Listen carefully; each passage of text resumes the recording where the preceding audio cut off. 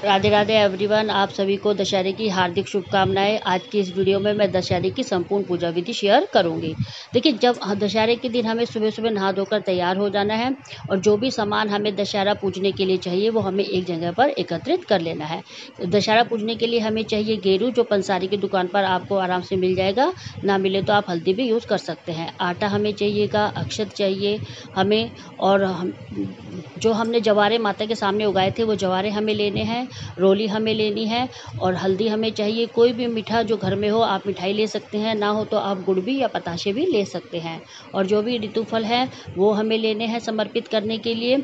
और एक देसी घी का दिया हमें लेना है, माचिस हमें चाहिएगी, और वस्त्र जो हमें समर्पित करना है उसके लिए हमें कलावा लेना है। और कलावा हमें हाथों पर भी बांधना है, घर में जितने भी बच्चे हैं उनके पूजा करते समय।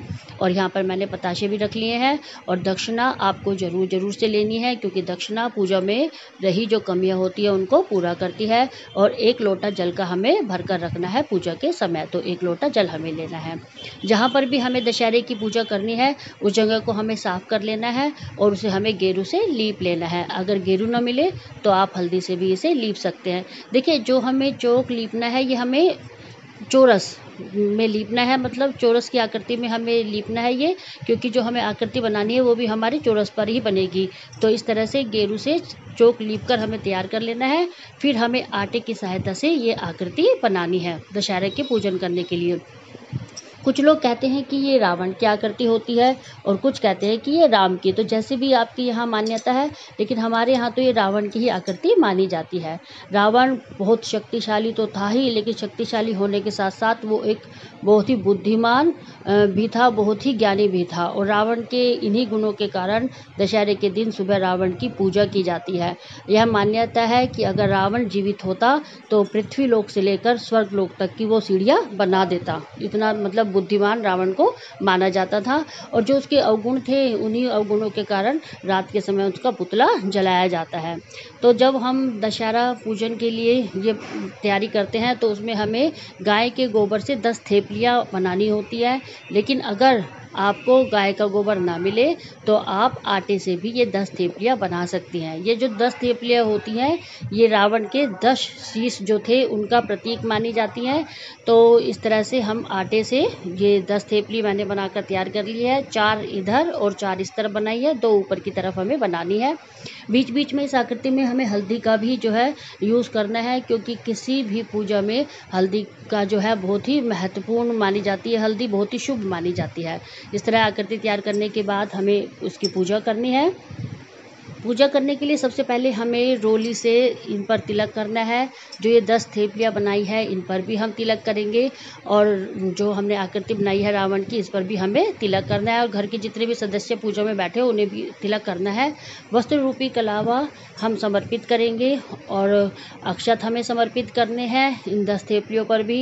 और पूजा के सभी उस पर हमें ये इस तरह से हमें अक्षत जो है वो समर्पित करने हैं। अक्षत समर्पित करने के बाद जो जवारे हमने बोए थे माता के नवरात्रि में जो होते हैं नौरते, ये हमें लेने हैं और इन 10 थेपलियों पर ये हमें समर्पित करने हैं। इस तरह से हम लगा देंगे 2-2 3-3 करके हमें सब 10 थेपलियों पर ये जवारे समर्पित करते हैं। और जो बाकी के जो जवारे बच देते हैं वो भी हमें पूजा के समय वही रखने हैं। और जो घर में जो लड़कियां होती हैं दशहरा पूजन के बाद वो ये जवारे जितने भी घर में जेंट्स होते हैं उनके कानों पर टांगती है और उसके बदले में उन्हें गिफ्ट मिलता है और पैसे दिए जाते हैं। ठीक है, तो जो पैसे ये हम पूजा में रखेंगे ये भी लड़कियों को ही दिए जाते हैं। और जो ये हम प्रसाद रखेंगे, मिठाई है तो मिठाई, नहीं तो बताशे मैंने रख लिए हैं, फल हम रखेंगे। और 1 लोटा जल का भर के हमें अवश्य रखना है। और पूजा के बाद ही हमें सूर्यदेव को समर्पित कर देना है। सूर्यदेव पर चढ़ा देना है ये जल का लोटा। अब हम जब पूजा करें तो ये जो हमने देसी घी का दीपक लिया था इसे हम प्रज्वलित करेंगे, धूप दीप जलाएंगे। और देखिए, जो रावण था बहुत ही ज्ञानी था। तो बच्चे जो भी घर में अगर पढ़ने वाले हैं तो वो अपनी किताबें और कॉपियाँ यहाँ पर रख सकते हैं पूजा में, और हाथ जोड़कर इनसे ज्ञान का वरदान मांग सकते हैं। बहुत ही ज्ञानी था, महापंडित जो है इन्हें माना जाता था रावण को। और जो नवरात्रे जो हमने रखे हैं ये हमें अपनी किताबों कॉपियों पर भी चढ़ाने हैं, फूल चढ़ाने हैं, अक्षत हमें अपनी किताबों कॉपियों पर भी बच्चे समर्पित करेंगे। और जो पुष्प हैं वो अगर आपके पास हैं तो आप वो भी दशहरे पर जो है वो समर्पित कर सकते हैं। इस तरह से हमें सब चीज़ें चढ़ा देनी है और जो दिया हमने जलाया है उससे हमें क्लॉकवाइज 5 बार 7 बार हमें घुमाएं तो वो भी आरती का ही स्वरूप माना जाता है। और अगर आप आरती करना चाहें तो आरती कर सकती हैं। रामबाण आप पढ़ना चाहें, राम जी की कोई भी स्तुति आप करना चाहें वो कर सकती हैं। हाथों में अक्षत हमें अवश्य लेने हैं पूजा करते समय। और ये जो हम करेंगे आरती या जो भी आप मंत्र करें उसके बाद ही हमें इन पर समर्पित कर देना है और हाथ जोड़कर भूल चूक गलती के लिए हमें अपनी क्षमा मांगनी है पूजा करने के बाद। इस तरह से जो हमारे दशहरे की पूजा है वो संपूर्ण हो जाती है। ये जो जल का लोटा है ये सूरज को चढ़ाइए, प्रसाद आपस में घर के सदस्यों में बांटा जा सकता है। पूजा करने के बाद 3-4 घंटे बाद आपको ये सामान उठाना है। अगर वीडियो अच्छी लगी तो लाइक करें, शेयर